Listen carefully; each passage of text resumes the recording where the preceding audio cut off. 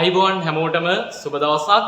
ඉතින් මේ වීඩියෝ එක අපි කරන්නේ 2024 ප්‍රතිඵල නිකුත් වීමත් එක්ක විශේෂයෙන් පළවෙනි පාර හෝ දෙවෙනි පාර විභාගය කරපු දරුවෝ ප්‍රතිඵල මදි වෙලා ආය විභාගය කරනවද නැද්ද කියලා හිත ඉන්න වෙලාවක ඒ වගේම තමයි 2025 පළවෙනි පාර විභාගය සඳහා මුහුණ දෙන්න බලාපොරොත්තු වෙමින් ඉන්න දරුවෝ සමහර වෙලාවට හරියට විෂය නිර්දේශයේ තියෙන පාඩම් ටික ආවරණය කරගන්න බැරුව සටහන් ටික හොයාගන්න බැරුව විභාගය අතහැරලා ඉන්න වෙලාවක තමයි අපි ඔයා වෙනුවෙන් මේ වීඩියෝ එක කරන්නේ. විශේෂයෙන් ඔයා පළවෙනි පාර දෙවෙනි පාර තුන්වෙනි පාර මේ ඕනම වාරයක විභාගයේ සඳහා සූදානම් වෙන දරුවෙක් නම් 2025 උසස් පෙළ ලියන්න බලාපොරොත්තු වෙමින් ඉන්න දරුවෙක් නම් ඔයා තෝරගත්තු විෂයන් තුන ඇතුලේ සිංහල විෂය මාස 5කින් ආවරණය කරගන්න විදිහක් ඔයා හොයා ඉන්නවා නම් මේ වීඩියෝ එක ඔයාට විශේෂයෙන් ඔයාට මාස 5න් මේ විෂය ආවරණය කරගන්න නම් පාඩමෙන් පාඩමට හදපු ටියුට් කන්දරාවක් ඔයා ළඟ ගොඩ ගහගෙන මේක කරන්න බෑ. පරණ නෝට් හොයා සටහන් එකතු කර මේක කරන්න ඔයාට කාලයක් නැහැ. ඉතිරි වෙලා තියෙන්නේ මාස 5යි. මේ මාස 5 ඔයා එක විෂයක් විතරක් කර ඉඳලා හරියන්නේ නැහැ. සමහර වෙලාවට පළවෙනි පාර දෙවෙනි පාර අසාර්ථක වුණි. ඒ වගේම දැන් විභාගේ අතහැරලා ඉන්න හේතුවත් ඔයා එක විෂයක් හොඳටම කරගෙන අනිත් විෂයන් දෙක මගහැරුණ නිසා වෙන්න පුළුවන්. ඒ නිසා ඔයාට සිද්ධ වෙනවා මේ මාස 5 විෂයන් තුන හරියට සමබරව ඉගෙන ගන්න. ඉතින් සිංහල විෂය කොහොමද මාස 5කින් වා ගොඩ දාගන්නේ? අපි ජූනි මාසේ 2 වෙනිදා ඔයාට මේ වැඩසටහන ආරම්භ කරනවා. අපි ලංකාවේ පළවෙනි පාරට මාස 5න් සිංහල විෂය නිර්දේශය ආවරණය කරන්න සූදානම් මෙන්න මේ වගේ ටියුට් 5කින්. මේ ඔබට පේන්නේ ජූනි මාසේ ඔයාට ලැබෙන ටියුට් එක. මේ ටියුට් එක සාහිත්‍ය ව්‍යාකරණ පාඩම් දෙවර්ගයේම අන්තර්ගත වෙනවා. මේ විදිහේ ටියුට් 5යි ඔයාගේ මේසෙ උඩ තියාගන්න ඕනි උසස් පෙළ සිංහල විෂයට ඒ සාමාර්ථයක් ගන්න. මේ මැජික් ට්‍රැක් වැඩසටහන ඇතුලේ අපි ජූනි මාසේ ආවරණය කරන පාඩම් ටික තමයි අක්ෂර මාලාව, අක්ෂර වින්‍යාසය, අකාරාදී පිළිවෙල, තත්සම තත්බව නිෂ්පන්න හේවත් නිරුක්ති පද පාඩම සහ විභක්ති පද පාඩම. එතකොට මේ සියලු පාඩම් ටික මේ පොත ඇතුලේ තියෙනවා. මේ අපි හැම පාඩමක්ම ලස්සනට සාකච්ඡා කරලා හැම විෂය කරුණක්ම ලස්සනට ආවරණය කරලා මේ ව්‍යාකරණ පාඩම් ටික අපි පළවෙනි මාසේ ඔබට ආවරණය කරනවා. ඒ විතරක් නෙමෙයි. අපි ජූනි මාසේ සූදානම් මෙන්න මේ කියන සාහිත්‍ය පාඩම් ටිකත් ඔබට ආවරණය කරන්න.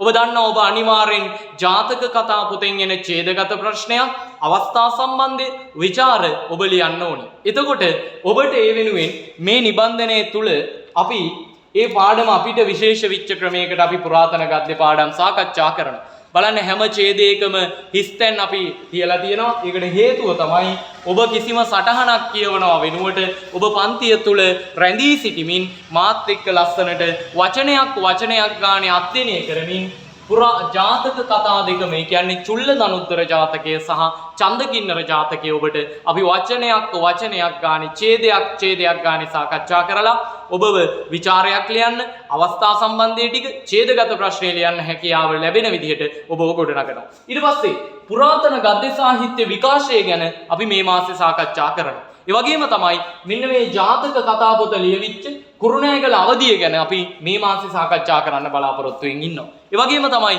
ඔබ දන්නවා අනිවාර්යෙන් රසාස්වාදය සහ විචාරය කියන දෙකෙන්ම නූතන පද්‍ය ප්‍රශ්නයක් ගොඩනගෙනවා.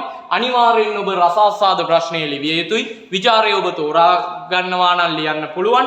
නමුත් අපි ඔබව හුරු කරනවා මෙන්න මේ නූතන පද්‍ය විචාරයක් හරියටම ලියන තැනට. මොකද ඔබ අනිවාර්යෙන් රසාස්වාද ප්‍රශ්නය ලිවිය යුතු නිසා. ඉතින් මේ ජූනි මාසේ අපි ආවරණය කරන නූතන පද්‍ය පාඩම් ටික තමයි සමනලයා පද්‍ය පන්තිය, ඒ වගේම ලක්මවුනි වගේ, ඒ වගේම ඉගිලෙන සිහින, පැසුණු පැන, ඒ වගේම ලදරු හැඟුම්, අඩසඳ කියන පද්‍ය පන්ති ටික අපි ඔබට ආවරණය කරලා දෙනවා. ඒ වගේම තමයි නූතන පද්‍ය විකාශය සහ කොළඹ පළවෙනි කවිතරංගයත් දෙවෙනි කවිතරංගයත් කියන පාඩම් දෙකම අපි මේ යටතේ ඔබට ආවරණය කරලා දෙන්න සූදානම්.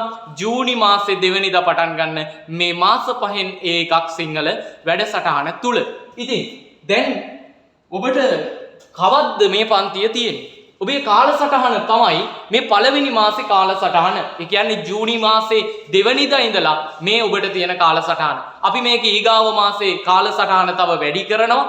ඒ වගේම පළවෙනි මාසේ මේ කියපු පාඩම් ටික මේ ටියුට් එක වාගේ ගෙදරට ඇවිල්ලා මේ පාඩම් ටික මම ඔයාට මුල ඉඳලා ඉගෙනුවාට පස්සේ දෙවනි මාසේ ඉඳලා තමයි අපි මේ පළවෙනි මාසේ ඉගෙනගත්තු පාඩම් ටිකට අදාළව ප්‍රශ්න සාකච්ඡා කරන්නේ. මොකද ඔයාව මුලින්ම අපි හුරු කරන්නේ මේ තියරි කොටස් ටික ඔයාගේ ඔළුවට ලස්සනට තැන්පත් කරලා එතන ඉඳලා තමයි අපි ප්‍රශ්න පත්‍ර කතා කරන්න බලාපොරොත්තු වෙන්නේ. ඒ වගේම තමයි අපි ලංකාවේ පළවෙනි වතාවට මේ වෙනකොට අවුරුදු දෙකක් පැය 12ක අඛණ්ඩ සම්මන්ත්‍රණ දෙකක් සිංහල විෂය වෙනුවෙන් උසස් පෙළ විභාගයේ ලියන දරුවෝ වෙනුවෙන් පවත්වලා තියෙනවා.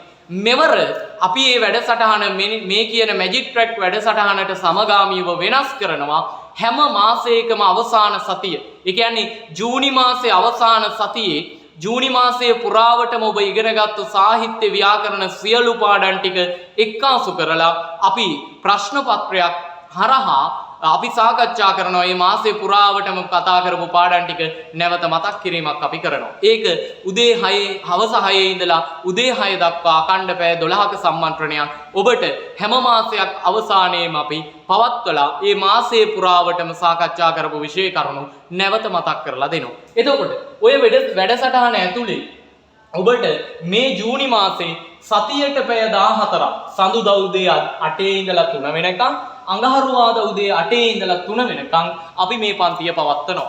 එතකොට ඔබට ප්‍රශ්නයක් එනවා සමහර වෙලාවට ඔබ රැකියාවක් කරන ගමන් උසස් පෙළ කරනවා වෙන්න පුළුවන්. සමහර වෙලාවට පාසල් යන දරුවෝ ඉන්නවා වෙන්න පුළුවන්. එහෙම නැත්නම් ඔබට වෙනත් පන්ති තියෙන්න පුළුවන්. මේ මොන ප්‍රශ්නේ ආවත් ඔබට විසඳුමක් තියෙනවා. ඒ තමයි ඔබට අපි නැවත නැරඹිය හැකි රෙකෝඩින් සියල්ල මේ සියලු සජීවී පන්ති වලින් අවසන් වුණාට පස්සේ ඔබට YouTube රෙකෝඩින් අපි ලබා දෙනවා. ඔබට කැමති වාර ගාණක් නැවත බලලා ඒ විෂය කරුණු ආවරණය කර ගැනීම හැකියාව තියෙනවා. ඒ නිසා අතහරින්නට හේතු හොයනවා වෙනුවට අල්ලගෙන ඉඳලා උසස් පෙළ විෂය නිර්දේශය ඇතුලේ ඔබේ සිංහල විෂය ලස්සනට ආවරණය කරගෙන ඔබේ විෂයන් තුන ඇතුලේ සිංහල විෂයට ඒ සාමාර්ථයක් අරගෙන අනිත් විෂයන් දෙකත් ලස්සනට කරගෙන ඔබට විශ්වවිද්‍යාල සිහිනය සැබෑ කරගන්න අවශ්‍ය කරන වැඩසටහන තමයි මේ.